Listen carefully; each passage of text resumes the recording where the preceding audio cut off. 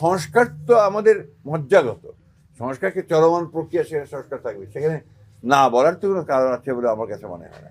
আমাদের বিশেষ করে ধরেন অন্যান্য ছাত্র সংগঠনগুলো, তারা বিগত ফ্যাসিস্ট সরকারের আমলে বিশ্ববিদ্যালয়গুলোতে তারা কাজ করার কোনো সুযোগ পায়নি, এবং বিশেষ করে আমাদের ছাত্রদল তাদেরকে ঢুকতেই দেওয়া হয়নি, এবং তাদের কে বলা যেতে পারে যে পার্সন নন গ্রাটা করে সমস্ত করে তাদেরকে রাখা হয়েছিল। যার ফলে সেখানে এই সংগঠনগুলো, ছাত্রদের অন্যান্য সংগঠনগুলো, তারা বিশ্ববিদ্যালয়গুলোতে সেইভাবে তাদের সাংগঠনিক কার্যক্রম করতে পারেনি।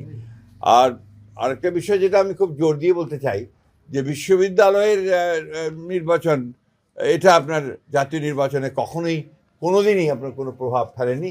আমরা আশা করি এবারও সেভাবে কোনো প্রভাব ফেলবে না। যারা ফেসবুকে আপনারা দেখবেন এই ধরনের ব্যাপার, আমাদের পার্টির স্ট্যান্ড সেটা নয়। আপনারা জানেন যে গণভোটে আমরা নিজেরাই একই দিনে গণভোট এবং আপনার জাতীয় সংসদ নির্বাচন চেয়েছিলাম, সেভাবেই হয়েছে।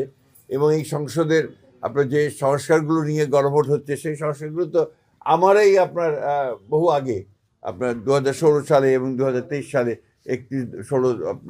একটি দফার মাধ্যমে আমরা সেটা জাতির সামনে প্রস্তাব তুলে ধরেছি। সুতরাং সংস্কার তো আমাদের মজ্জাগত, সংস্কারকে চলমান প্রক্রিয়া, সেখানে সংস্কার থাকবে, সেখানে না বলার তো কোনো কারণ আছে বলে আমার কাছে মনে হয় না।